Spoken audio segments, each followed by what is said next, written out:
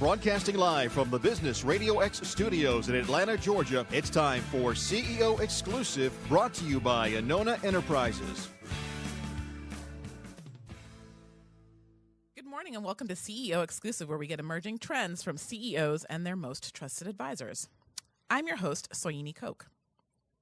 And as I've mentioned to you a couple times over the past few years, this CEO Exclusive journey that we've had, where we've interviewed over 200 CEOs and have really begun to distill our own higher purpose for the show around being a portal and an evangelist for conscious capitalism and conscious culture and these many, many things that we've heard on the show from our various guests.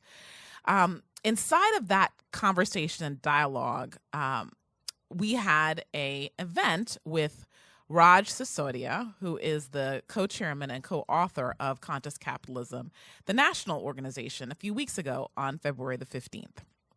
In fact, exactly 2 weeks ago. And that event was really important. I spoke about it last week, and I want to speak about it again because over the past few days, some really important insights, I think, have occurred for me that both kind of synthesize a lot of the learnings that I have gotten as the recipient of all this information from all the CEOs I've interviewed over the few years. And it helps me forward, I think, the higher purpose for CEO Exclusive itself. So there's just a lot that started welling up inside of me after thinking about and processing the experience of being with Raj and Conscious Capitalism Atlanta and all the CEOs over the course of that day. So that's what I want to share with you today, is some of these learnings and what I'm beginning to synthesize over these past couple weeks. So I was left with a question at the end of the event, which was, wow, this is really amazing. I love the experience of business owners really espousing this idea of bringing a higher level of consciousness, becoming healing organizations, creating the kinds of organizations that actually heal people, heal their own community, and maybe even heal the world. Like, wow, this is inspiring. I asked myself at the end of the day, what would it take for every single business to operate this way, to operate according to conscious business principles? And I know that Conscious Capitalism, the national organization, and B Lab and Go Beyond Profit, who we've had on the show, Just Capitalism, many other organizations are really devoted to forwarding this way of thinking and this way of operating in business. And one question that comes out of that for me, that is, what is the end game? So we have all these disparate organizations that are working together, or not working together, but working independently to forward this conscious capitalism way of doing business.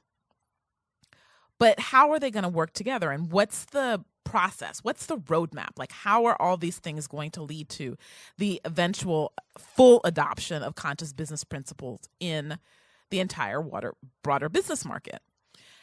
And I don't know whether or not National Conscious Capitalism or B Lab or any of these organizations have actually developed a roadmap or a strategic plan for how conscious capitalism could become the dominant way of doing business.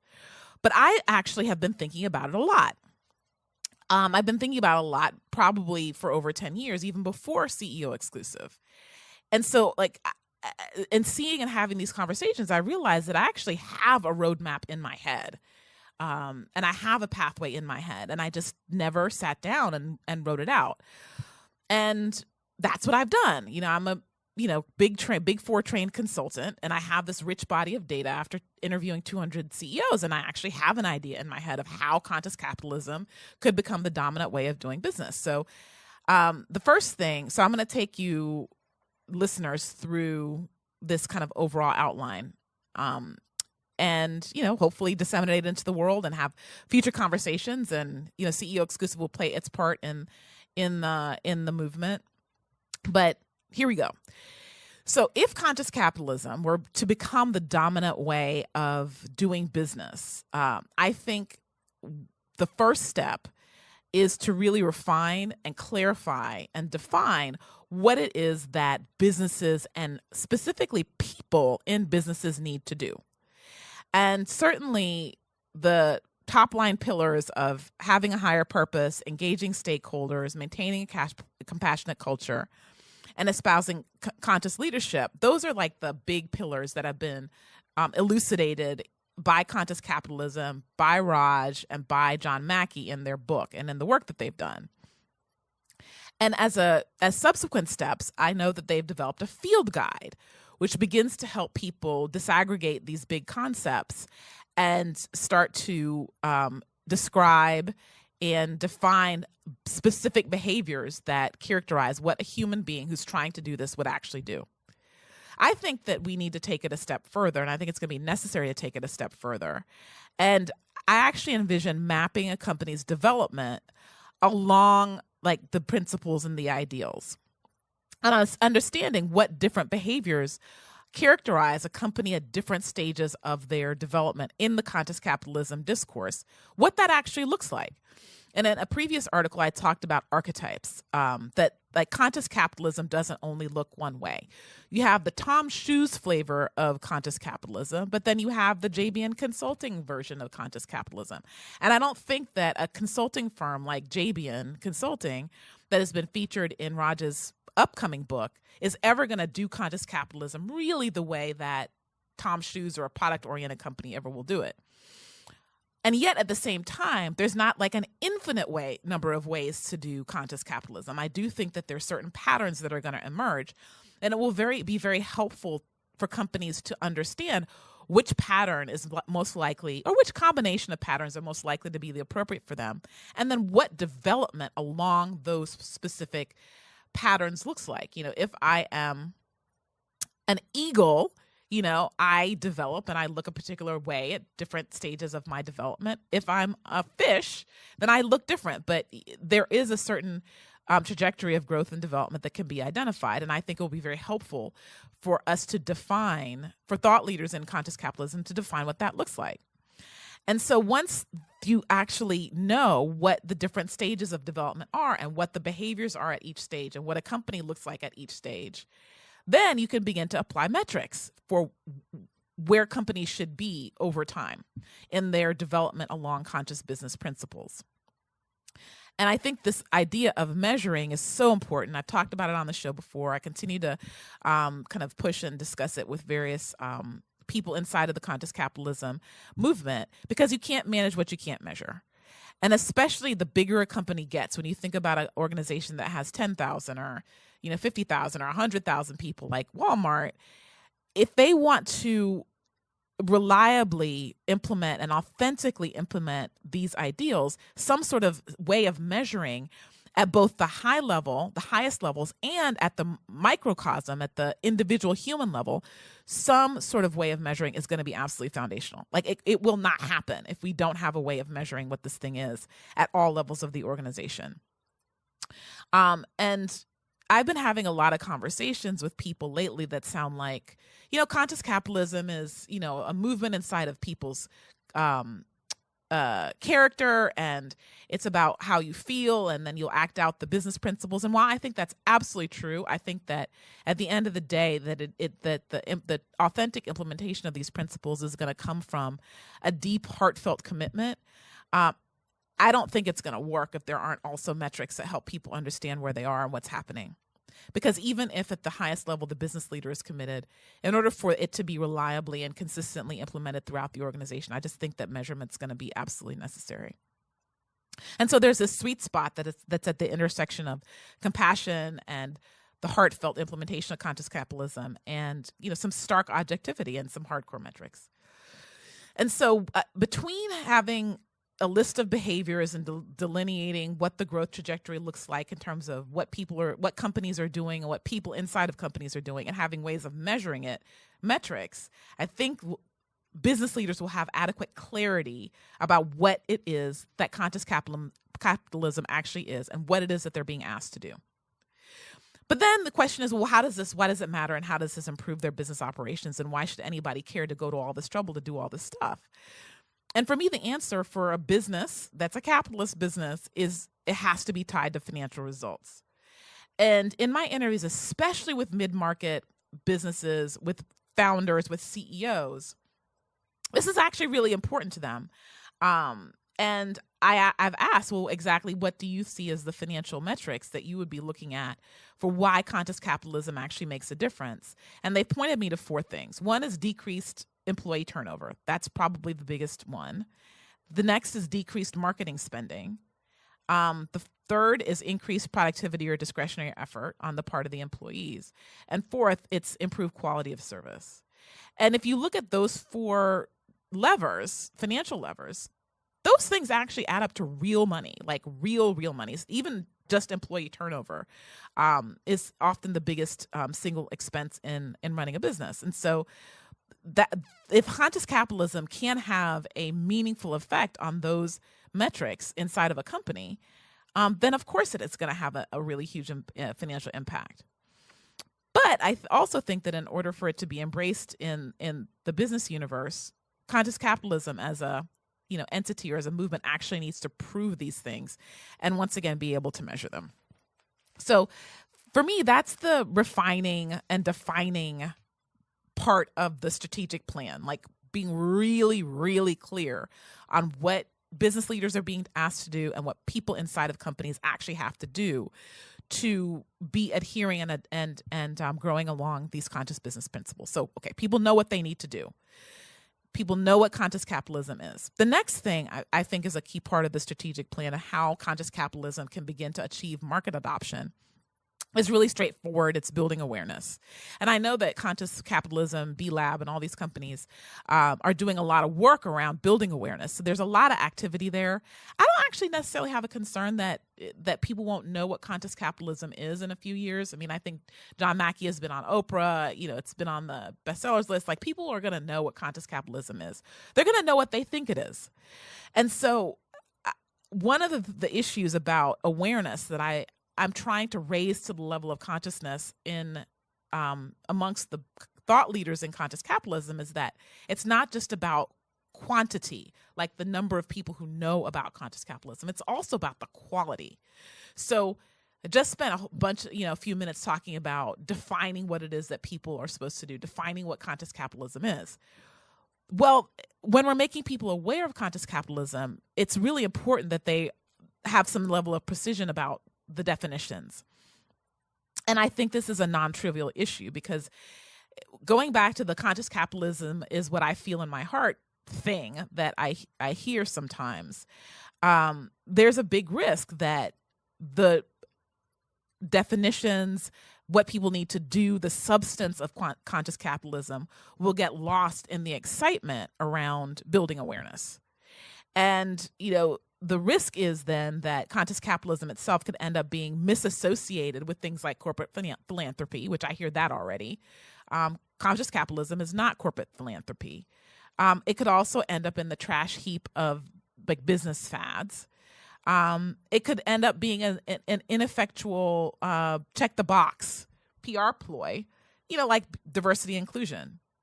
And so any of those scenarios don't allow conscious capitalism to fulfill on its potential as a movement to really change the way that businesses operate. And so efforts to build awareness need to include the clarity of key messages and really need to let people know the substance of conscious capitalism. So inside of building awareness, I think that there needs to be some focus, and I see this happening effectively, so I'm not worried about this, some focus around business leaders. And one key point of leverage there is aggregators of business leaders.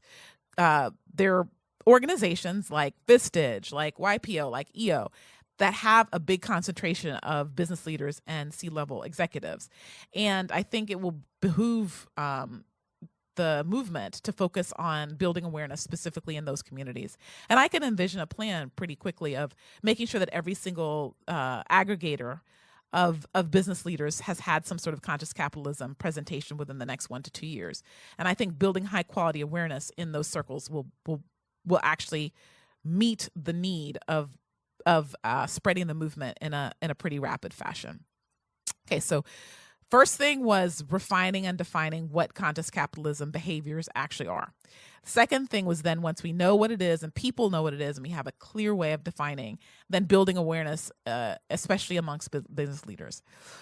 So you have people aware. The next thing, I think, in terms of a big strategic plan for full market adoption of conscious capitalism is focusing on commitment in addition to adoption.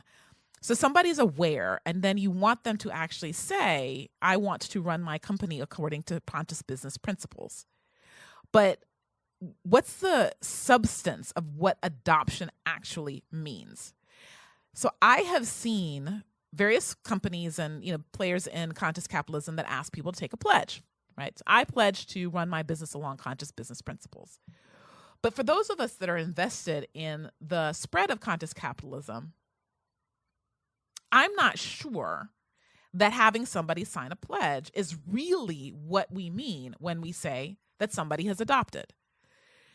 So seeing commitment. So I think that the idea for me in terms of what adoption means in real life is about commitment in addition to just having somebody say that they've adopted. And commitment in business is actually pretty easy to see. If a business owner is spending time, money, and effort on something, you know that they're committed. If they're unwilling to spend time, money, and effort, then they're really not committed. And so if we see a business owner or business leader devoting time and energy and resources to conscious capitalism, then we really have somebody that in a material sense has adopted these principles.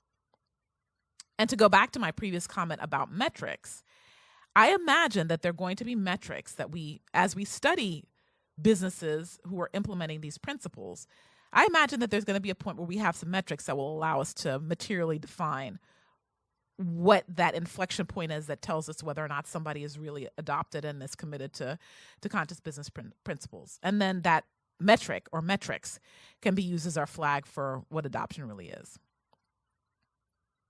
So if we think about adoption, another idea that I think is really important is this notion that there's going to need to be also some deep inner work on the part of the conscious business thought leaders. If people in conscious capitalism want this idea, this movement, this brand to be around for 100 years, then there's some really tough work that's going to need to be done. And some of this may be already being done at the national level. I don't know. But, this notion of when and why people should adopt, it means that conscious capitalism is meeting some deep inner need that people have. That's what's going to keep it around for 100 years. Understanding what those needs are and making sure that all business activity and the way that everybody goes to market, for example, actually meets those needs and invokes those needs and is the source of why people are going to be willing to commit the time, effort, and money to doing conscious capitalism. Articulating that, understanding that is some of the difficult work that I think conscious business leaders are going to need to do. Next, I also think that people within the conscious capitalism movement need to be internally consistent. So, for example, is conscious capitalism consciously capitalist? Is it internally consistent? Because that's what people look for, I think, when considering a brand is the brand not just carrying the message, but is it being the message and exemplifying the message? I think that that's something that's deep inner work that's going to be important in terms of getting people to adopt. One other idea around adoption that I think is I think kind of a silver bullet is this idea of turning conscious capitalism from something that's nice to do, that people do because it's a moral imperative, and instead making it something that people will do because it's a financial imperative. And one way to get there, I think, is finding a way to embed conscious business principles in the capital markets, meaning that in order for people to get money, either equity funding through private equity or angel funding or et cetera, or through institutional funding, that somehow conscious business principles are written into the underwriting. Because if it's true that conscious capitalism actually makes businesses as much more money as anecdotal evidence tends to indicate, then it would certainly behoove investors to incent their business leaders and their companies to conform to these principles. And so the idea of getting conscious capitalism into underwriting, financial underwriting for loans and for equity, I think is really a game changer. And certainly if businesses need to adhere to conscious capitalism in order to get money, it will very quickly become a priority. And I think that's one very rapid way to achieve full market adoption that I've been talking with people about. And so the last step, I think, in a strategy for achieving full market adoption with conscious capitalism is just supporting effective implementation. So you have people kind of in my thinking at the point where you have the capital markets, for example, demanding that people adhere to conscious capitalism. The awareness is going to be there. The incentive to adopt is going to be there. And then people need to be supported in effective implementation of the principles. And I can already see an ecosystem that's developing around that. As I mentioned at the top of the show, there are a plethora of companies that are now being created to support people in implementing conscious business principles. I think that Conscious Capitalism has actually developed a program and a certification, et cetera, and that's really great. Looking at this through the strategic lens, I think that a couple features that I hope continue to evolve in the ecosystem are around implementation, or that implementation takes on a very realistic kind of tone. So I've been bringing up on the show over a number of months, for those of you who've been listening, that there's a dark side to human behavior, and that people aren't necessarily, it's not necessarily straightforward to adhere to conscious business principles all the time. And so I think it's critical to have an approach to helping businesses implement conscious capitalism that considers real human behavior. How do you deal with gossip in a conscious culture? How do you deal with ethical failures? How do you deal with leadership, that maybe have gone off course? And I think addressing these kind of more difficult issues is absolutely important or critical to effective implementation of conscious capitalism. Along those lines, I think that implementation needs to be authentic. It needs to get underneath the impulse for social performance. So I want everybody to think that I'm a nice person, right? You want everybody to think that you're a nice person. Everybody does. And so to the extent that conscious capitalism is associated with being nice or being good, there's a huge incentive for social performance around it. But if it devolves into a marketing play or just social performance, once again, conscious capitalism simply won't realize its potential. So really getting to authentic adoption of the principles, and this is another place, where I think metrics will be really, really helpful. And I think finally, implementation needs to be accessible. The movement needs to avoid a club mentality and the specter of elitism at all costs. So by definition, full market adoption means that this approach is for everyone, right? It's not just for big businesses. It's for small businesses too. It's not just for rural elite, it's not just for, urban elites. It's also for farmers. It's for every industry that you can think of. It really should, it's for CEOs and for business school students. If we're really looking at market adoption, we should be really devoted to making sure that the ideas are accessible to everyone. And I think doing some really clear thought about making the availability of implementation to the masses, I think is a key issue to address. So, we have implementation that's realistic, it's authentic and it's accessible. There's a whole ecosystem around helping companies implement. And I think once the critical mass of businesses have started to implement conscious business principles at various stages of growth across the entire spectrum of market participation, different industries, different geographies, different companies are reaping the benefits of conscious capitalism, their stories will just begin to proliferate because everybody loves success. And they'll start lighting the way, and advocacy and growth will be natural. And they're going to share with their colleagues, and eventually, these stories will be told. And so that's the kind of roadmap that I think for full adoption of conscious capitalism. And for CEO Exclusive, we're participating in the building awareness part of that. And so I'm really continue to be excited about that. Looking forward to having this conversation with the leaders of the conscious business movement. But I wanted to share with you what I've learned over the past few weeks in interacting with Raj and others. So thank you so much for listening. I continue to invite you to join me in partnership around the growth of conscious capitalism. And I hope you have a prosperous, productive, and very profitable week. Thanks. This show is brought to you by Anona Enterprises, where strategy is your access to money and performance. Learn more at AnonaEnterprises.com.